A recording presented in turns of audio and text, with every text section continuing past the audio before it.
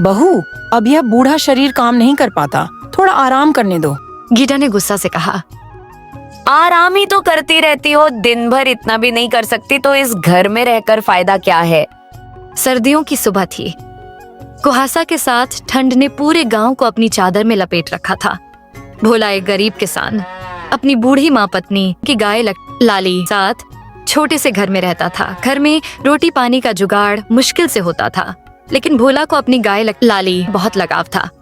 अरे भोला, यह ठंड तो बूढ़ी हड्डियों में जान लेकर मानेगी। गाय लाली को भी देख, बेचारी कांप रही है। माँ तुम ठीक कह रही हो, लाली का चारा तो कल ही खत्म हो गया है, पर पैसा नहीं है, क्या करें। तभी वहाँ पर गीता आ जाती है और बोलती है, पैसा नहीं है, लेकिन माँ को आराम देने का समय है, सारी जिम्मेदारी मैं ही उठाऊं क्या। अरे बहू, तू क्यों परेशान होती है, मैं कर लूंगी, आखिर घर की बड़ी हूँ। गीता ने बिना कुछ कहे अपना गुस्सा दिखाया और वहाँ से चली गई। भोला की माँ भी चारा लेने बाहर चली गई। माँ तुम बूढ़ी हो गई हो, इतनी ठंड में बाहर जाने की जरूरत नहीं, मैं देख लूंगा।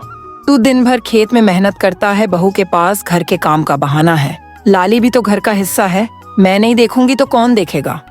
माँ भारी कदमों से बाहर गई। लाली गाय अपनी भूख के कारण बेचैन थी। बूढ़ी माँ कुछ ही समय में गाय के लिए चारा लेकर आते हैं। लाली ने माँ को आते देख हल्की आवाज में रंभाने लगी। लाली, मनो सोच रही हो, यह बूढ़ी औरत कितनी मेहनत करती है, मुझे इनसे सहानुभूति होती है, लेकिन मैं क्या कर सकती हूँ। लाली चारा को आराम से खा रही थी। माँ ने लाली के लिए कुछ पत्तियां इकट्ठी की और उसके आगे डाल दी। ठंड में उनके हाथ कांप रहे थे। तभी गीता अंदर से बोली, जी चाय बनाना मत भूलना, मुझे तो तुमसे कोई मदद की उम्मीद नहीं। गीता बातों बातों में और दो चार सुना दी। मानो बूढ़ी माँ उस घर में नौकरानी है। माँ बिना कुछ कहे वहां से चली जाती है और काम में लग जाती है। भोला यह सब देख रहा था। उसकी आंखों में गुस्सा और दुख दोनों थे। एक दिन भोला गीता से कहता है, गीता माँ बूढ़ी है फिर भी पूरे घर का काम करती है, क्या तुम थोड़ा भी मदद नहीं कर सकती। गीता गुस्से से कहती है, हाँ हाँ, सब कुछ मेरी ही गलती है, मैं क्या यहाँ रानी हूँ। भोला गीता की बात सुनता ही रहा। उस रात भोला ने माँ से वादा किया कि अब से वह उनका ख्याल रखेगा। उसने लाली के लिए चारा लाने को मना किया और अगले दिन गांव के चौधरी से कुछ कर्ज लेकर माँ को आराम देने की कोशिश की। भोला बेटा, मेरे लिए कुछ मत सोचना, मुझे तसल्ली है कि तू और लाली ठीक हो। ठंड चाहे जितनी तेज हो, पर अपनों का प्यार ही असली गर्मी देता है। भोला की आंखें भर आईं। ठंड के बीच भी माँ के त्याग ने परिवार को एक नई रोशनी दी। लाली चुपचाप अपने कोने में सब कुछ देख रही थी, जैसे कह रही हो, यह बूढ़ी माँ ही इस घर की असली ताकत है। सर्दियां बीतने का नाम ही नहीं ले रही थी और भोला की बूढ़ी माँ का स्वास्थ्य धीरे धीरे गिरता जा रहा था। गीता अब और भी जिद्दी और कठोर हो गई थी। वह हर छोटे बड़े काम के लिए माँ को ही बोलती थी, माँ जी उठिए, चूल्हा जलाकर रोटियां बना दीजिए, मुझे खेत पर जाना है, आपके पास तो कोई काम है ही नहीं।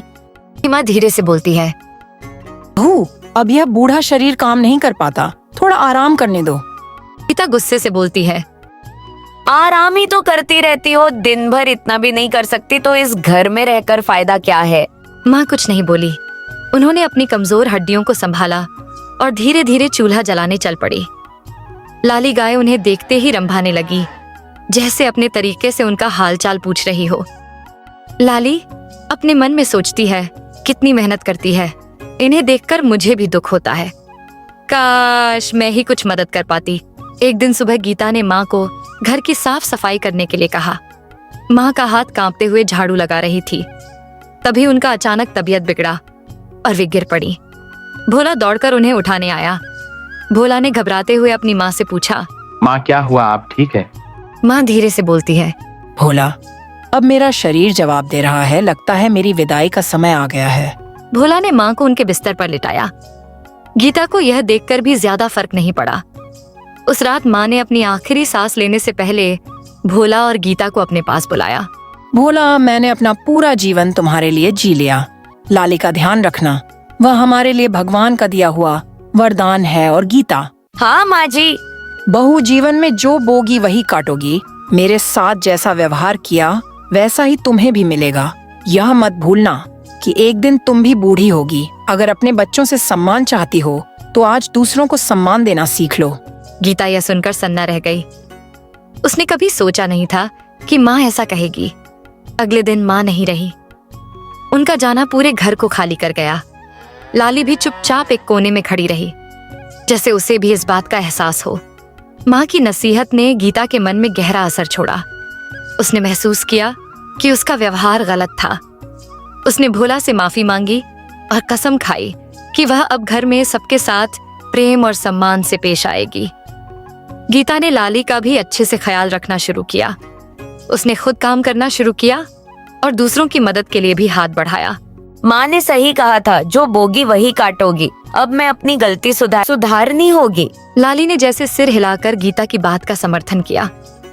गीता ने धीरे धीरे माँ की बातों को अपने जीवन का हिस्सा बना लिया। उसने महसूस किया कि प्यार और संबंध से ही घर चलता है। भोला भी अपनी माँ की सीख को दिल में रखकर खेतों में मेहनत करता रहा। इस तरह माँ की आखिरी नसीहत ने पूरे घर को बदल दिया और उनका त्याग हमेशा गीता और भोला की यादों में जिंदा रहा।